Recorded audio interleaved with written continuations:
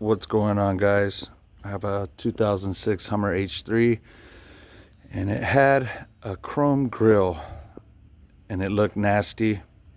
It was starting to peel, and so what I did was I took it off, and while I had it off I bought some headlight restorer, did my headlights, and that sounded like a gunshot.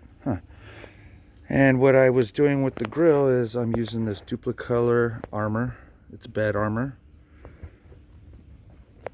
And this is the finishing product. I've done, I'd say about 8 light coats over and over. It looks pretty good.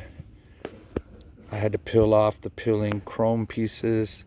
Then I got a Scotch-Brite pad and roughed up all the chrome to make sure that it was all dull instead of shiny. Then I got some primer and I primed it all, let it sit, and then I just started spraying light coat after light coat. First time I did this, looks pretty good. I'm gonna let it dry till tomorrow. The texture is pretty dope. It's gonna look good on the Hummer. It's gonna look rugged, and it's definitely gonna look a whole lot better than that ugly ass chrome.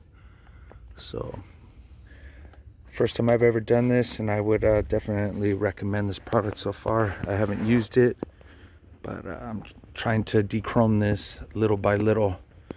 So that's your first step. Get some get a Scotch-Brite pad, get yourself some automotive primer, then do some of this. I bought 3 cans thinking it was going to take a lot, but in actuality it only took 1 can to do 8 coats on that grill. So you really only need 1 can. Buy 2 if you're worried about it. Later.